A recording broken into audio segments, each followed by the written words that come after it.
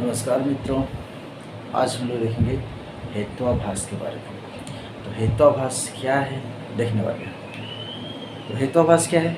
अशुद्ध हेतु। जब हेतु गलत हो तो अनुमान भी क्या होगा? गलत होगा। तो जब अनुमान गलत हो जाएगा तो कहानी खत्म। तो बेसिकली जो है हेत्वाभास गलत अनुमान को कहते हैं, अशुद्ध हेतु को कहते हैं। तो चलिए लिखते हैं। इसके पहले आपको ये समझना पड़ेगा कि हेतु क्या है। तो हेत्वाभास क्या है? हेतु का आभास होना। कि कोई चीज़ आपको लग सकता है कि हाँ ये हेतु है, हेतु ऐसा दिख सकता है, परंतु हेतु होगा नहीं। तो हम पढ़ रहे हैं तर्क भाषा, उसमें है अनुमान। अनुमान का लास्ट टॉपिक है हेत्वाभास, और वही हम पढ़ने जा रहे हैं। ठीक है। तो अनुमान के लिए हेतु का होना जरूरी है। हेतु क्या है? लिंग है। जैसे धुआं को देखकर आग का अनुमान करना। तो यहाँ धुआं क्या है? धुआं हेतु है। तो जो धूम है, धूम हमारा हेतु है। ठीक है। इसी को लिंग भी कहते हैं, इसी को हम साधन भी कहते हैं, और इसी को हम व्याप्ति भी कहते हैं। ठीक है। तो यहाँ जो धूम है यही हमारा क्या? हेतु है। यही हमारा क्या है? लिंग है। यही हमारा साधन है।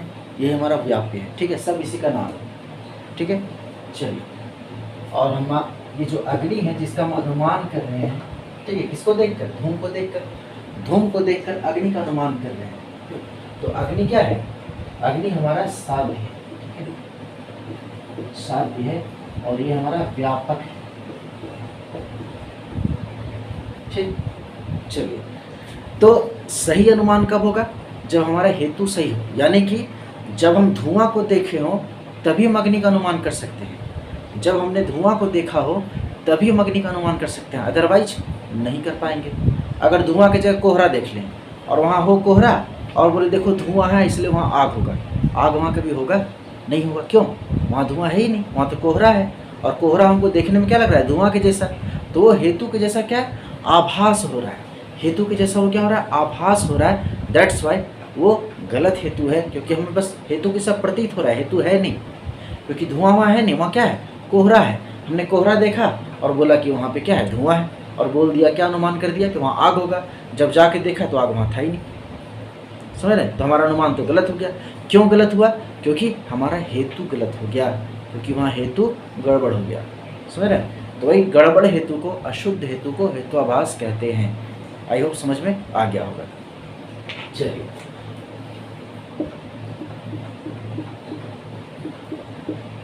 हेत्वाभास तो कैसे बना? हेतु प्लस आभास। हेतु प्लस आभास, कि जहाँ हेतु का क्या हो? आभास हो। तो हेतु का आभास होगा तो हेत्वाभास हो जाएगा। चलिए, यानी अशुद्ध हेतु।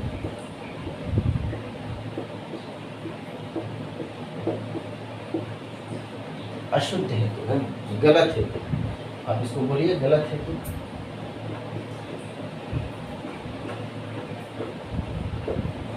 गलत हेतु। चलिए, ठीक है। यहाँ तक कोई दिक्कत बिल्कुल भी नहीं होना चाहिए। तो एक बार इसको है ना नोट करना है, नोट करिए या स्क्रीनशॉट कर लीजिए।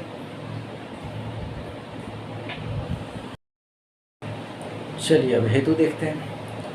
तो हेतु को देख चुके हैं। चलिए, हेतु क्या होता है? जो व्याप्ति के द्वारा क्या करता है? साध्य का बोध करवाता है। तो हेतु क्या है? धुआं है।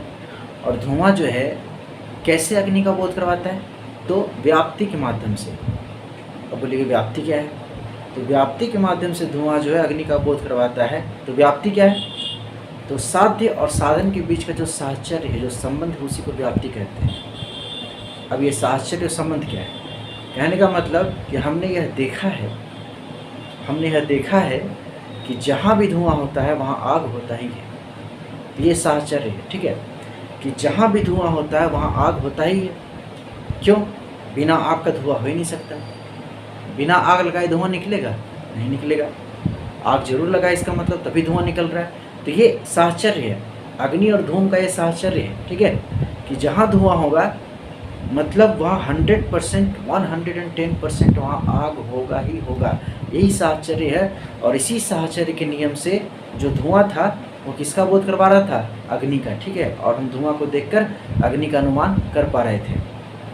अब ये जो हेतु होता है, ठीक है, जिस हेतु से साध्य का बोध होता है, और हेतु क्या है, साधन है, साधन से साध्य तक पहुँचते हैं, ठीक है। तो ये जो हेतु होता है जो कि साध्य का बोध करवाता है, यह हेतु 3 प्रकार का होता है, जो कि आपको पीछे दिख रहा होगा, ठीक है। यह हेतु जो होता है 3 प्रकार का होता है, कौन कौन? अन्वय व्यतिरेकी, केवल व्यतिरेकी और केवलान्वयी। तो अन्वय व्यतिरेकी, केवल व्यतिरेकी और केवलान्वयी। अब देखिए, जो अन्वय व्यतिरेकी हेतु होता है, जो अन्वय व्यतिरेकी हेतु होता है, ये इन 5 रूपों से युक्त होने पर ही अपने साध्य को सिद्ध करने में समर्थ हो पाता है, ठीक है। कौन कौन है 5? पक्ष सत्व, फिर है सपक्ष सत्व, फिर क्या है, विपक्ष व्यावृत्व, यहाँ पे हो जाएगा।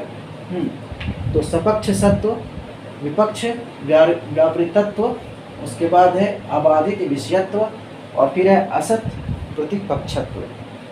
इन 5 रूपों से युक्त होने के बाद ही जो अन्वय व्यतिरेकी हेतु होता है, वह अपने साध्य को सिद्ध करने में समर्थ हो पाता है। तो बोलेगा फिर ये केवल व्यतिरेकी में एक घटता है। अभी हम सब बताएंगे, ठीक है, घबराना नहीं है, पेशेंस पूर्वक धैर्यपूर्वक देखते रहिए, ठीक है। एक एक चीज़ समझ में आएगा 100%। चलिए, और केवल व्यतिरेकी जो हेतु होता है, इसमें क्या होता है भाई? तो इसमें सपक्ष का अभाव होता है। तो इसमें सपक्ष का अभाव होगा, तो ये एक गोल रहेगा, ठीक है। इसमें तो इसलिए केवल व्यतिरेकी हेतु जो होगा वह 4 रूपों से, इसको छोड़कर बचे 4, तो 4 रूपों से युक्त होने पर ही अपने साध्य को सिद्ध कर पाता है। और जो केवलान्वयी होगा उसमें ये नहीं रहेगा, ठीक है। केवलान्वयी हेतु इस रूप से युक्त नहीं रहेगा, तो केवलान्वयी भी 4 रूपों से युक्त होने के बाद ही अपने साध्य को सिद्ध करने में समर्थ हो पाता है। ये जो अन्वय व्यतिरेकी है, ये इन 5 रूपों से युक्त होगा। तो अन्वय व्यतिरेकी जो हेतु है वो इन 5 रूपों से युक्त होगा, तभी अपने साध्य को सिद्ध कर पाएगा। ये जो केवल व्यतिरेकी है, ये इन 4 रूपों से, इसको छोड़कर, सपक्ष सत्व को छोड़कर इन 4 रूपों से युक्त होगा, तभी अपने साध्य को सिद्ध कर पाएगा। और ये जो केवलान्वयी है, वो इसको छोड़कर बाकी जो 4 बचे, इन 4 रूपों से युक्त होगा, तभी अपने साध्य को सिद्ध कर पाएगा, ठीक है। यहाँ पे देख लीजिए। अब देखिए, व्याप्ति बता दी। व्याप्ति क्या है? तो साध्य और साधन के बीच का संबंध है, ठीक है। यानी अग्नि और धुएं के बीच का जो संबंध है, जो साहचर्य है, ठीक है, उसी को हम व्याप्ति कहते हैं। यहाँ तक समझ लिए। अब ये जो हेतु का 3 टाइप बताया गया, अन्वय व्यतिरेकी, केवल व्यतिरेकी और केवलान्वयी, ये कैसे बताया गया?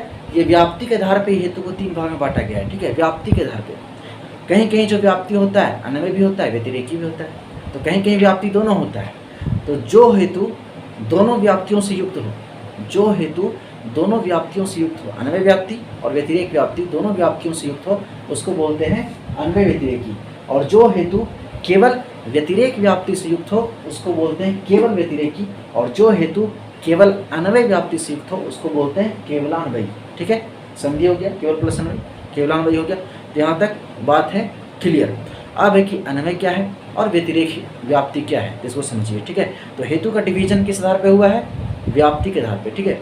तो जो हेतु दोनों व्याप्तियों से युक्त हो, ठीक है, जो हेतु दोनों व्याप्तियों से युक्त हो, अन्वय व्यतिरेक दोनों, उसको बोलते हैं अन्वय व्यतिरेकी हेतु। जो हेतु केवल व्यतिरेक व्याप्ति से युक्त हो, उसको बोलते हैं केवल व्यतिरेकी। और जो हेतु केवल अन्वय व्याप्ति से युक्त हो, उसको बोलते हैं केवलान्वयी, ठीक है। यहाँ तक कोई क्लियर मतलब डाउट नहीं, क्लियर होना चाहिए। चलिए, अब हम बढ़ते हैं आगे। अब हम आपको बताते हैं कि अन्वय और व्यतिरेक जो होता है वो कैसे होता है, ठीक है। तो इसको देखिए भी। अब देखिए, देखते हैं व्याप्ति को बनाया कैसे जाता है, ठीक है। जैसे आप सोचते होंगे कि यत्र यत्र धूमः तत्र तत्र वह्नि, और फिर यत्र यत्र वह्नि, जहाँ जहाँ आग नहीं वहाँ धुआं नहीं, व्यतिरेक हो गया, ठीक है। कि यत्र यत्र वह्न्याभाव तत्र तत्र धूमाभाव, कि जहाँ जहाँ वह्नि का अभाव है, जहाँ जहाँ अग्नि का अभाव है, वहाँ वहाँ धुएं का भी अभाव है। तो आप सोचते हैं उल्टा किए कैसे उलट दिया है ना। अन्वय व्याप्ति कैसे बनता है? कि जहाँ जहाँ धुआं वहाँ वहाँ आग, ये हुआ अन्वय। ठीक है, कि जहाँ जहाँ धुआं वहाँ वहाँ आग, यानी एक के रहने पे दूसरे का रहना अन्वय है। ठीक है, एक के रहने पर दूसरे का रहना अन्वय है। व्यतिरेक क्या है? जस्ट उल्टा है, कि एक के नहीं रहने पे दूसरे का नहीं रहना, एक के नहीं रहने पे दूसरे का नहीं रहना। तो एक के नहीं रहने पे दूसरे का नहीं रहना, ये क्या है? व्यतिरेक है। अन्वय क्या है? एक के रहने पे दूसरे का रहना। जैसे जहाँ जहाँ धुआं वहाँ वहाँ आग, अगर धुआं है यानी आग है, यह हो गया अन्वय। व्यतिरेक क्या हुआ? कि जहाँ जहाँ आग नहीं है वहाँ वहाँ धुआं भी नहीं है। तो यदि आग नहीं है यानी कि आग नहीं है तो धुआं भी नहीं है। तो यानी कि अगर आग नहीं है तो धुआं भी नहीं है, तो यह हो गया व्यतिरेक। चलिए, अब इसका नियम है। ठीक है, हम आखिर जहाँ जहाँ आग नहीं है ये क्यों बोले? हम ऐसा क्यों ना बोले कि जहाँ जहाँ धुआं नहीं वहाँ आग नहीं है, ऐसा क्यों ना बोले? तो वैसा फिर गड़बड़ हो जाएगा। ठीक है, कि अगर धुआं नहीं है तो आग नहीं है, ऐसा नहीं होता है। ठीक है, धुआं नहीं है तो क्या आग नहीं होगा? फिर भी आग होगा। समझ रहे हैं? हम गैस जलाते हैं, ठीक है, तो वहाँ तो धुआं नहीं है, आग है कि नहीं है ना? इसलिए इस प्रकार से व्यतिरेक वहाँ गड़बड़ हो जाता है व्याप्ति। ठीक है, तो व्याप्ति कैसे बनता है? कि जहाँ जहाँ आग नहीं है वहाँ वहाँ धुआं नहीं है, ये बनता है व्यतिरेक। इसका नियम है। नियम क्या है? तो नियम ये है कि जब भी व्याप्ति को बनाया जाए, जब भी व्याप्ति लिखा जाए, जब भी व्याप्ति बोला जाए, जब भी व्याप्ति को बनाया जाए, तो यहाँ देखिए, तो क्या करते हैं? व्याप्ति को पहले रखते हैं, यानी कि यत्र यत्र के साथ। तो व्याप्ति को पहले रखते हैं यानी कि यत्र यत्र के साथ, और व्यापक को बाद में रखते हैं यानी कि तत्र तत्र के साथ। तो व्याप्ति को पहले रखते हैं यत्र यत्र के साथ, और व्यापक को बाद में रखते हैं अर्थात तत्र तत्र के साथ। ठीक है, यही। अब आगे देखिए, अब व्याप्ति कौन बनेगा और व्यापक कौन बनेगा, ये भी सवाल है। ठीक है, तो एक बार जो होता है धुआं जो है व्याप्ति बन जाता है, अग्नि व्यापक बनता है, और एक बार जो है अग्नि का अभाव कि जहाँ जहाँ आग नहीं है ये बनता है व्याप्य, और धुएं का अभाव कि वहाँ वहाँ धुआं नहीं है वो बन जाता है व्यापक। ठीक है, तो उल्टा हो जाता है। ठीक है, हमेशा उल्टा, ध्यान रखिएगा, हमेशा उल्टा हो जाता है कि जैसे अन्वय बना उसके जस्ट उल्टा बनता है। ठीक है, उधर वाला को इधर लाएंगे और इधर वाला को उधर करेंगे। ठीक है, इसको ध्यान रखिएगा। वही बोला, तो बोला कि अन्वय व्याप्ति में, अन्वय व्याप्ति जब बनाएंगे कि जहाँ जहाँ धुआं वहाँ वहाँ आग, ये अन्वय व्याप्ति हुआ। कि जहाँ जहाँ धुआं वहाँ वहाँ आग, ये अन्वय व्याप्ति हुआ। तो इस व्याप्ति में यानी कि अन्वय व्याप्ति में जो साधन या हेतु होता है यानी कि धुआं, यहाँ पे क्या हो जाएगा? धुआं। जो साधन या हेतु होता है वो व्याप्य होता है। और नियम क्या है? नियम ये है कि व्याप्ति को पहले रखा जाएगा यत्र यत्र के साथ। नियम क्या है? कि व्याप्ति को पहले रखेंगे यत्र यत्र के साथ। तो अन्वय व्याप्ति में जो साधन या हेतु होता है वो क्या होता है? व्याप्य होता है, और जो साध्य होता है वो व्यापक हो जाता है। साध्य क्या होगा? अग्नि। ठीक है, ये व्यापक। तो अन्वय व्याप्ति कैसे बनेगा? तो व्याप्य को पहले रखेंगे। व्याप्य क्या है? यहाँ पे धूम है, तो कैसे होगा? यत्र यत्र धूमा, और उसके बाद साध्य होगा तत्र तत्र वहनी। ठीक है, वहाँ वहाँ आग आ गया। व्यतिरेक व्याप्ति में कैसे होता है? तो व्यतिरेक व्याप्ति में साध्या भाव, साध्य का अभाव। तो साध्य कौन है? अग्नि है। तो अग्नि का अभाव, यहाँ जगह अग्नि का अभाव यानी जहाँ जहाँ अग्नि नहीं है, तो इसे बोलते हैं अग्नि नहीं है।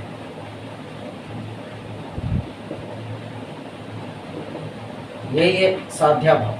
तो ये बन जाता है व्याप्य। और अगर ये व्याप्य बन गया तो नियम क्या है? कि व्याप्य को पहले रखेंगे। नियम क्या है? कि व्याप्य को पहले रखेंगे। तो इसलिए क्या बोल देंगे? कि यत्र यत्र वहन्या भाव, वहनी का अभाव। तो यत्र यत्र वहन्या भाव, जहाँ जहाँ वहनी का अभाव है, तत्र तत्र धूमा भाव है, वहाँ पे क्या है? धूम का अभाव है। तो फिर क्या बोला? जो साधना भाव है वो व्यापक हो जाता है। साधन कौन है? धुआं है। साधन कौन है? धुआं है। तो यहाँ पे धुएं का अभाव है ना, धूम का अभाव, ये बन जाएगा व्यापक। हमेशा नियम है कि व्याप्य पहले रहेगा और व्यापक बाद में रहेगा। ठीक है, अन्वय व्याप्ति में क्या होता है? जो साधन होता है, जो हेतु होता है वो व्याप्य होता है, इसलिए वो पहले रहता है। जैसे कि धुआं वो पहले रहता है, और जो साध्य होता है जैसे अग्नि वो क्या होता है? व्यापक होता है। तो नियम है कि व्याप्य पहले व्यापक बाद में, इसलिए व्यापक बाद में होता है। तो अन्वय व्याप्ति केस में व्यापक कौन है? जो साध्य है, तो इसलिए आग बाद में रहता है। उसी को कर देंगे व्यतिरेक। व्यतिरेक में क्या होता है? कि साध्य का अभाव यानी अग्नि का अभाव क्या बन जाता है? व्याप्य। और नियम क्या है? व्याप्य पहले रहेगा। इसलिए वहाँ पे क्या रहता है, वो पहले आता है, जहाँ जहाँ आग नहीं वो आ जाता है पहले, समझ रहे हैं। और साधना भाव, साधन का भाव यानी धुएं का भाव क्या बन जाता है, व्यापक, तो बाद में चला जाता है, इसलिए वो हो जाता है बाद में। ठीक है, यहाँ तक आई होप समझ में आ गया। ठीक है, चलिए एक बार स्क्रीनशॉट कर लीजिए इसका। चलिए अब देखते हैं पक्ष सत्व, सपक्ष सत्व, विपक्ष व्यावृतत्व, अबाधित विषयत्व और असत प्रतिपक्षत्व क्या है। तभी हम इससे पहले बताए थे, क्या बताए थे कि जो अन्वय व्यतिरेकी हेतु होगा वो इन 5 रूपों से युक्त होने के बाद ही अपने साध्य को पूरी तरह से सिद्ध कर पाएगा। ठीक है, और हमने ये भी बताया था कि जो केवल व्यतिरेकी हेतु होगा वो किसको छोड़कर, तो केवल इसको छोड़कर, सपक्ष सत्व को छोड़कर अन्य 4 रूपों से युक्त होगा। ठीक है, और जो केवलान्वयी होगा वो किसको छोड़कर, तो वो इसको छोड़कर बाकी अन्य 4 रूपों से युक्त होगा। ठीक है, चलिए तो एक बार समझ लेते हैं कि पक्ष सत्व क्या है, सपक्ष सत्व क्या है। यानी कि इन से युक्त होना जरूरी हेतुओं को नहीं युक्त होंगे तो वो हेतु सही हेतु नहीं होगा, और अगर नहीं होगा तो हेतुभास हो जाएगा। अगर इन 5 में से एक भी कमी रहा, अन्वय व्यतिरेकी हेतु अगर कोई है और अन्वय व्यतिरेकी हेतु इन 5 रूपों से युक्त नहीं है तो वो फिर हेतु न होकर हेतुभास हो जाएगा। ठीक है, उसी प्रकार अगर केवल व्यतिरेकी हेतु है तो केवल व्यतिरेकी में तो ये तो नहीं रहेगा, ये तो पहले से नहीं रहेगा। चलो ये ठीक है, इसको हम हटा देते हैं। ठीक है, तो ये तो पहले से नहीं रहेगा, केवल व्यतिरेकी में ये नहीं रहेगा, बाकी अन्य 4 से उसका युक्त होना जरूरी है। अगर नहीं युक्त हुआ तो वो भी केवल व्यतिरेकी हेतु नहीं कहला पाएगा, वो भी हेतु न होकर हेतुभास हो जाएगा। ठीक है, उसी प्रकार केवलान्वयी जो है उसमें क्या नहीं रहेगा भाई, उसमें ये नहीं रहेगा, बाकी जो अन्य 4 हैं वो तो रहेंगे। अगर बाकी 4 अन्य से वह युक्त नहीं है तो वो हेतु भी अशुद्ध हेतु हो जाएगा, वो भी हेतुभास कहा जाएगा।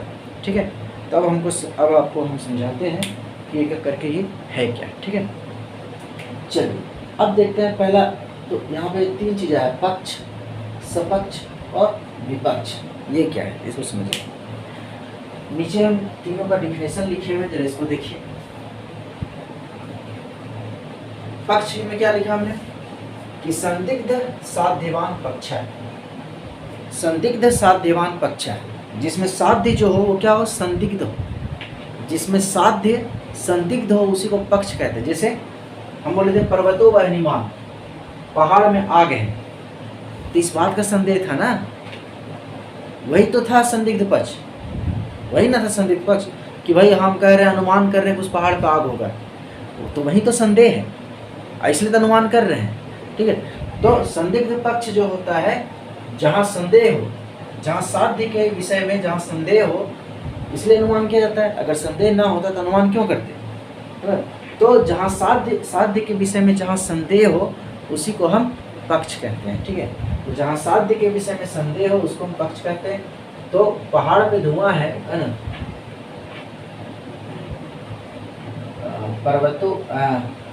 पर्वतो वहनिमान,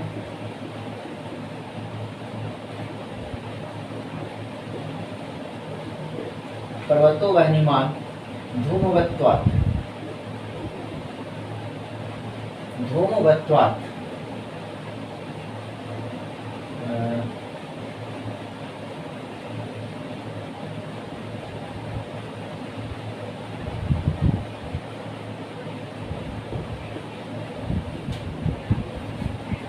ये एक अनुमान वाक्य हुआ, पर्वतो वहनिमान धूमवत्वात्। यहाँ पे संदेह कहाँ था, पहाड़ पर, कि पहाड़ पे क्या है, आग है, पहाड़ अग्नि से युक्त है, तो यही पहाड़ हमारा क्या हो, पक्ष हुआ। तो पर्वत जो हुआ, ये पर्वत हमारा है, ये हमारा पक्ष है। तो जहाँ पे संदेह हो, जो संदिग्ध हो, वही हमारा पक्ष होता है। ठीक है, चलिए यहाँ पे धूम क्या है, धूम हेतु, इसी को लिंग भी कहते हैं, तो पहले ही बता चुके हैं। चलिए यही क्या हमारा साधन है। चलिए पर्वत क्या है, पर्वत हमारा क्या है, यही साध्य। तो जिसमें साध्य, सॉरी पर्वत हमारा क्या है, पक्ष है, साध्य तो वहनी है, साध्य वहनी है, ये साध्य अग्नि साध्य। ये हमारा क्या हुआ, पक्ष हुआ। तो वहनी जो है यहाँ इस पक्ष में क्या संदिग्ध है, इसलिए अगला भी देख अनुमान कर रहा है। अब तो ये हुआ पक्ष। तो जहाँ पे